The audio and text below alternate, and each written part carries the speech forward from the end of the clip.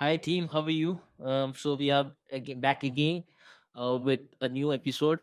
This episode is more about Australia. So we will get to know since you guys know that July is a new financial year.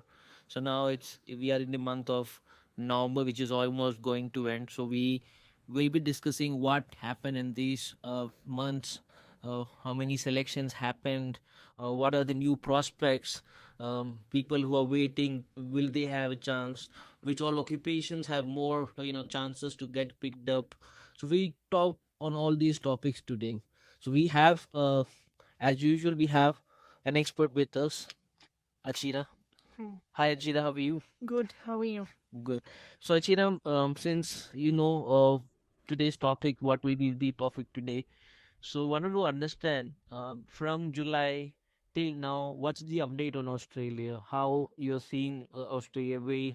The people who have not filed till now, should they file their application? Or people who are in the process, they're still thinking when they will get picked up. So what's the update on Australia, Pia?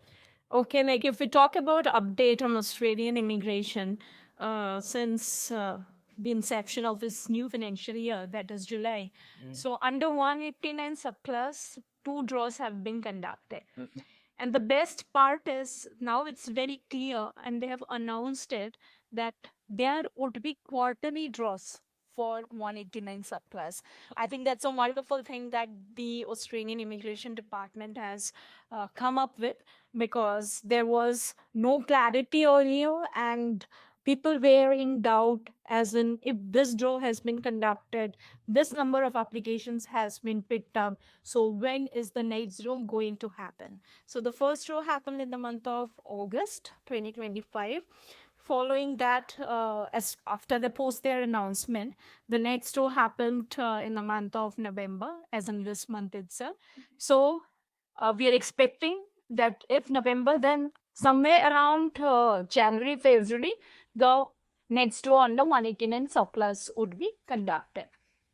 So this is one clarity where applicants now know or should know that under 189 subclass, the draws are going to happen on a quarter basis until and unless the full allocations or the quotas are completed.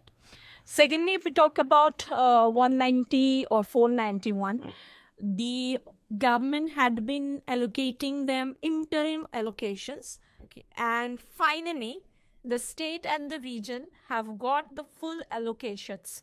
So under 190 subclass, this financial year, they would be taking around somewhere close to 12,850 applications, and under 491 subclass, they're going to take around 7,500 applications.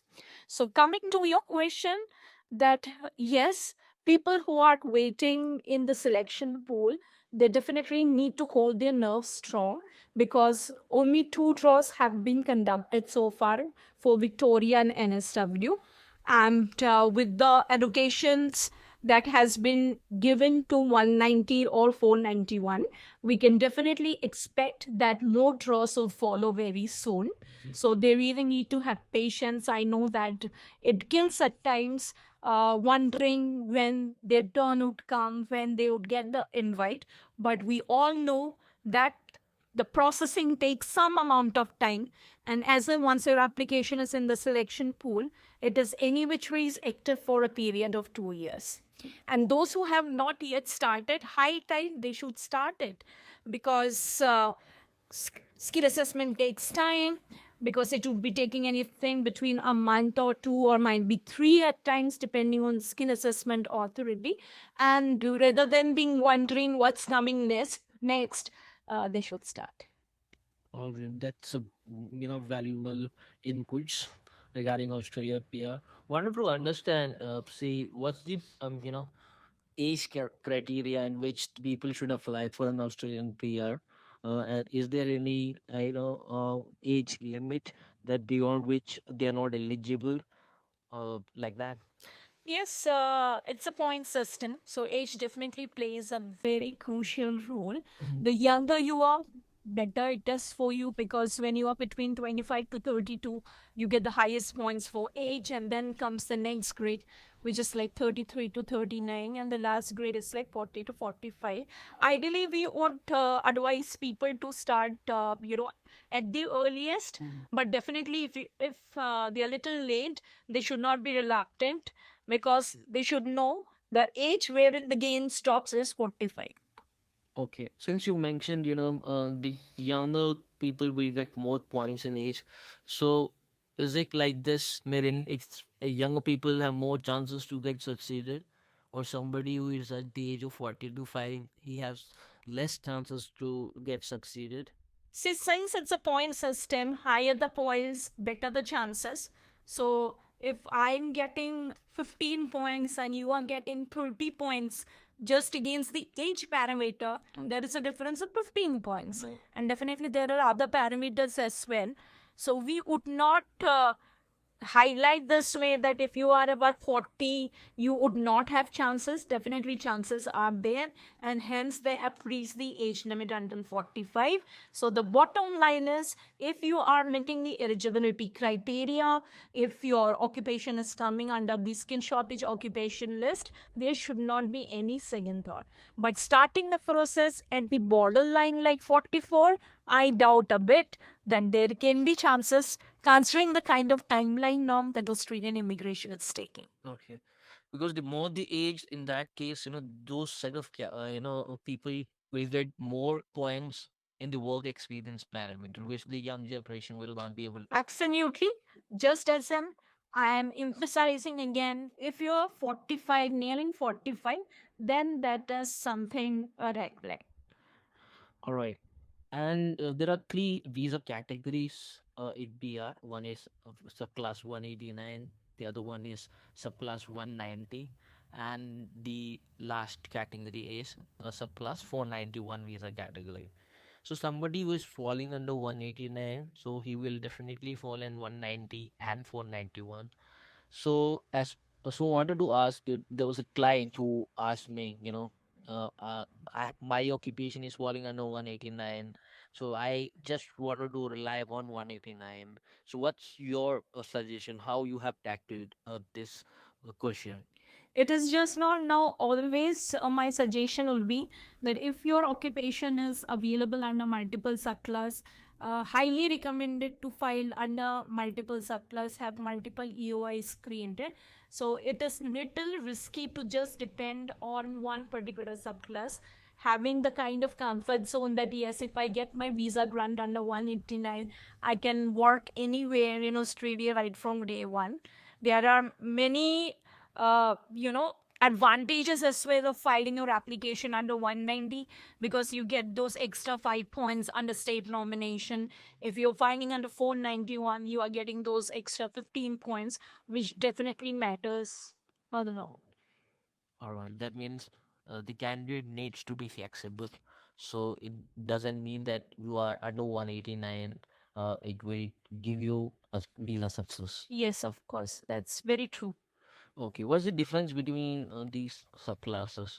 189 is the yeah. So 189 is the skill independent migration category. So in simple layman language, I would say that that's the central government list, and 190 is the state category. So if your occupation is available under 190, that means your occupation is in upstream demand in that particular state, and hence the state would like to support you in this application process. And if you are getting your PR under 190, then you are expected to stay and work in in that particular state for a period of 2 years. Okay. In 2025, I've seen, in comparison with 2023, 2024, I've seen a lot of IT candidates got selected in 2023 and 2024, but the number has been reduced this year. So, is it, very difficult for IT candidate to get through, under this process, you get through a success? So it's not like this though, because as in to identify the number of requirements in terms of skill set. So currently, if you see in Australia, there has been a huge demand for cybersecurity specialist. right? That means there is a real need for cybersecurity specialists right now in Australia. That, howsoever, does not establish the fact that there are no demand for developer programmers or network specialists, because this definitely would keep on changing. But yes, currently if we see the trend is happening because there is a real need, there is a huge requirement for cybersecurity experts in Australia. Okay. So, in Australia, there's an anti-immigration rally had been conducted by a few Australians. So, we thought it would impact the immigration, but they announced the quota after this rally happened. So, what's your take on this? See, this was not being supported. I would not say supported, rather totally condemned by the Australian government, and hence immediately post the anti-immigration rally, which of course happened just for one particular day. Just the following week itself, the Australian government officially announced the quota for the financial year. So there has been no such impact. Yes, immediately post the anti-immigration, there was some kind of doubt, reluctancy coming from aspiring prospects about their safety and security. But now the way the Australian government has handled it, it is excellent. So there is no such kind of fear, and everybody can fearlessly file their application for Australia. All right. And how's the relation between India and Australia? So, Indians have more chances to succeed in Australia. India and Australia definitely has been having a wonderful relation with the trade agreement. So Indians always have been considered as the most highly skilled professionals by Australia as well. All right. And how you are seeing Australia in 2025, 2026? Competitive, I would say, highly competitive. So if you are eligible, check your eligibility, understand your chances under which subclass, and you need to start, because if you do a lot of initial research even before initiating the process, that takes a huge amount of time, and people actually, many of them, they do not realize that time is variable. True, true, very true. All right. Thank you so much for giving us such valuable inputs. My Krisham. Hope these inputs will give some clarity to people who are watching us. Yeah. And people who really wanted to start their journey to Australia, they should first evaluate their profile, get to know whether you are a right candidate, a right fit to the process or not. So for that, you can contact How to 564 Visas. Our expert team will definitely guide you. Thank you so much. Thank you.